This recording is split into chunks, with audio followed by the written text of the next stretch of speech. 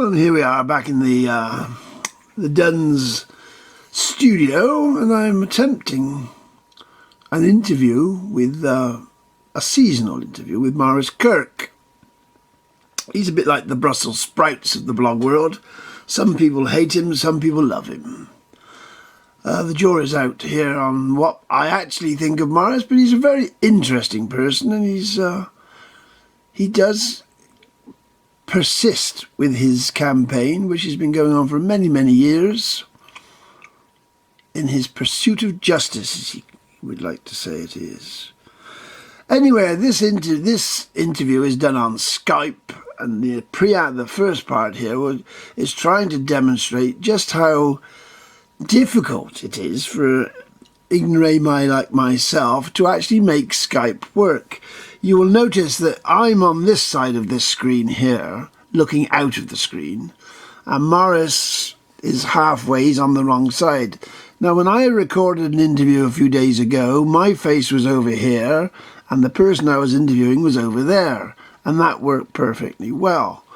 Now, why it's changed today, I do not know. Skype doesn't allow me to see the picture until it's all finished, and then I try to record it and save it, and that's the stage we're at today. Now, I can let this roll on. You can see, you can hear. So I'm with Maurice Kirk. We're almost at Christmas. I don't know whereabouts in the British Isles you are, but if you want to tell me. Yes, this is what I want to happen. This is what I want to be able to do.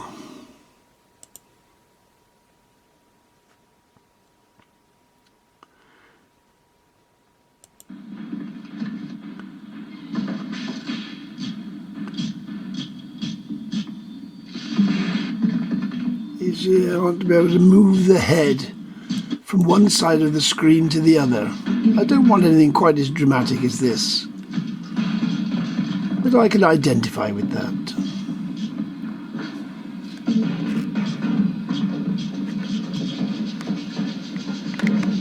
Not romantic, but I want to have some good news. We're all getting very depressed, and I don't know how you keep any sanity whatsoever, because being sent to prison with it cannot be a nice experience. It cannot. Whatever you say about it, you seem to survive it. You seem to thrive on it, in fact.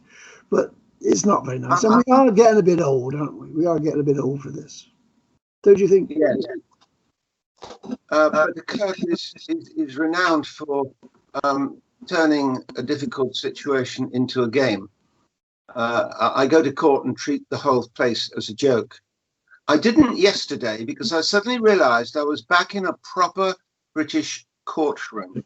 I have been deprived of a proper British courtroom for almost 30 years in South Wales, where it is just riddled with deceit and intrigue and hatred and inherent deceit. It was an absolute pleasure to go to court yesterday and listen to English being spoken succinctly. Again, it's another recurring theme, because when I first met you, you were in Guernsey, and one of the hopes in people in Guernsey was that they would get justice in their courts, and when they can't get justice there, they hope that they can appeal to Britain, London, and they will oversee it, and they will somehow or other produce justice. And you're having the same problem, basically. Places like Wales, you finish up in the courts in Wales, and you say, well, maybe I can get, because you've had to go back to London courts or the justice that comes out of England, and you hope all the time that these little territories will somehow be overseen and corrected by what goes on. But it isn't, is it? London is really just the same, isn't it? The problem in South Wales, it's so big, corruption that I have proved, that there are so many posteriors on the line that if I win, the pack of cards collapses, and this current court case that I'm involved in will hit the national publicity big time next year. And that will be the story that you are actually waiting for. I can't discuss it. No, this is, again, I'm no Christian. I know you have a Christian faith, but I don't have a Christian faith. But it is that idea. we have to look Without at, we have to consider the year we've just passed through and think, well, what have we done? What have we done this year? Because this is another one, another one gone. It won't come back again.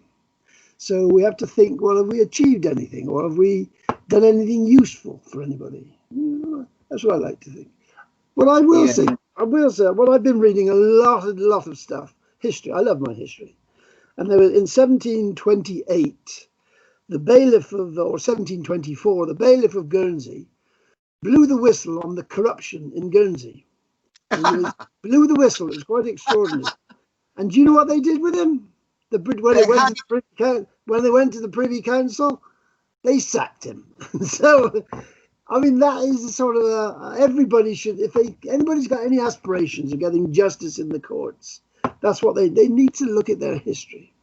They do. They really do need to look at it. I think I ought to tell you that I've been before a number of famous High Court judges.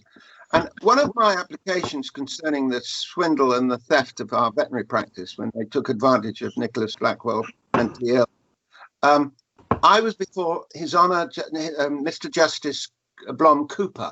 Oh, Blom, I've seen him over here. He used to come to Jersey. At the time, he was also the secretary, the president of the Press Council. And I was going on and on and on about justice. And he'd heard it all before. Of course, yeah. Not from me, but from 20,000 other people who are doing their own court cases. Because it's rare to find a judge, a lawyer who you can trust.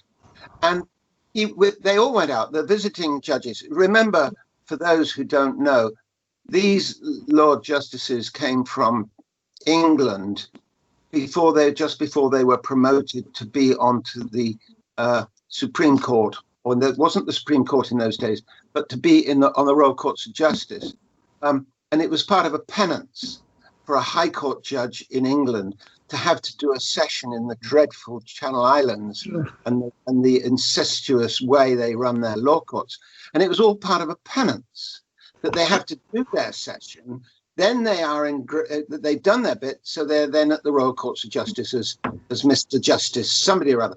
Well, the three of them walked out with their wigs and so on after telling me no about several things. I won one or two things, and there was a pause.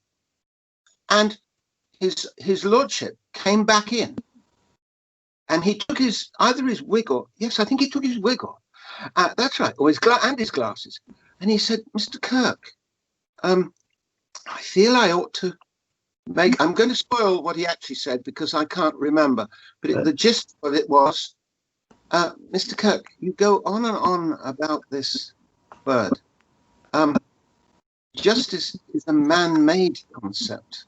Please consider that. Really?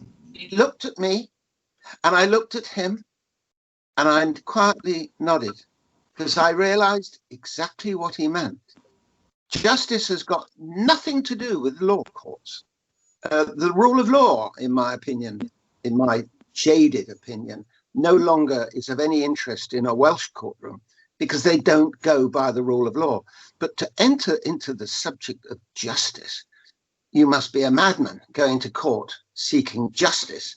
That's not what the court's there for, is to keep a huge industry running, a gravy train paid for by the taxpayer. I mean, they're in trouble because of the COVID. They're only interested in the money. They aren't interested in the justice or the rule of law or the fair play. When we played rugby, I'm not 75 and an idiot. I have learnt this by living as a veterinary surgeon in Guernsey for 10 years. In fact, it was 9 years and 3 months. That's why they won't give me a pension. Think about that one. We're going to have to stop, Maurice. Yes. I want to come back as soon as we can in next year with some resolution of some of these issues, I hope. I mean, I don't know what's going to happen, whether anybody's going to be able to travel anywhere, whether anybody's going to do anything. I've got no idea. None of us have got any idea. This is the most mysterious period in our history ever, what's going on now, apart from when they're dropping bombs on us. So I think... yes. We'll stop there, and then I thank you for communicating. Huh? Good news for you next time. I would like some good news. And it doesn't have to be everything's wonderful, but a bit of resolution. When I was learning at RAF Filton with the RAF as a underling acting pilot officer, I remember the guy who was in the Second World War. He said two things to remember, acting pilot officer Kirk. Good news. Night flying is off, and darling, she ain't pregnant. Farewell, Maurice. We shall sign off. If I can sign off, I shall have to find out how to do it. Here we go. Okay, cheers.